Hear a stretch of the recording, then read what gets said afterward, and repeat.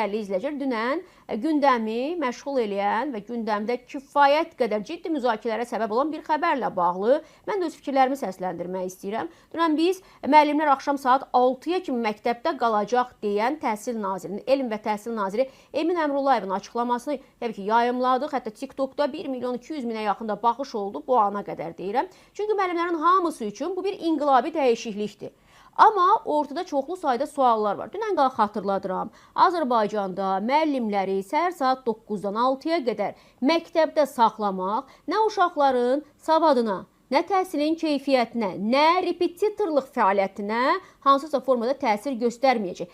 Demək istəyirsiniz ki, sertifikasiyadan keçən yüksək səviyyəli müəllim səhər saat 9-dan 6-ya qədər məktəbdə otursa, o hazırlıqla məşğul olmayacaq, repetitorluq da etməyəcək. Xüsusən də bu könüllülük əsasındadır, deyilmi? Müəllimlər vuracaqlar, böləcəklər, bəlli olacaq ki, orada repetitorluqla məşğul olmaq onlara daha yüksək gəlir gətirir. Nəinki səhər saat 9-dan 6-ya qədər məktəbdə oturmaq. Yenə də deyirəm, məktəbdə oturdu, boş-boş divarlara baxdı dərs qutarandan sonra. Nə faydası olacaq onun? Və yaxud da daha ağıllı bir məsələ deyim, deyir, dədəm elə bicdir ki, deyir, kündələri sayır, nənəm də elə bicdir ki, kündələri kəsir.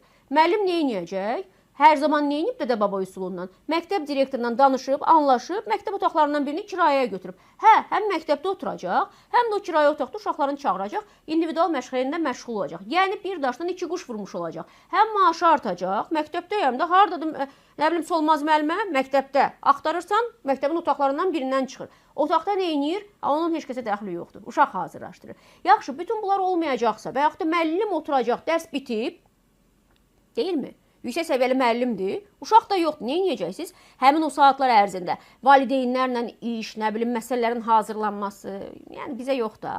Yəni siz otaqları mı təmir elətdirəcəksiniz və yaxud da ki, otaqların mı təmizlik işlərindən məşğul olacaq müəllimlər? Yenə də söyləyirəm, bax, bunların heç bir işə yaramayan məsələlərdir. Məktəbdə müəllim olmalıdır. Hamı deyir, dünən də məndən bir nəfər mübahisə edir ki, əsas odur ki, məktəbə gedəndə müəllim görəcək. Görüm də görməklə deyil ki, mən müəllimləri çox yerdə görə bilərəm.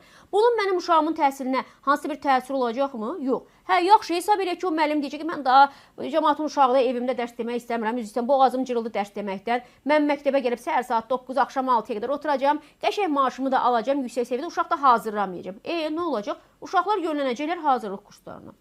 Mən dönəndən bəri hazırlıq kursları rəhbərlərinin sevinç dolu bəyanatlarını eşidirəm ki, biz təqdir edirik, alqışlayırıq və s. Təbii ki, alqışlayacaqlar. Çünki bu individual məşğələyə getmək əvəzinə uşaq bütün hallarda, valideyn bütün hallarda məktəbdəki təhsildən razı olmayacaq.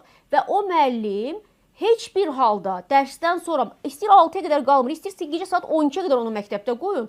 O sizin uşağınıza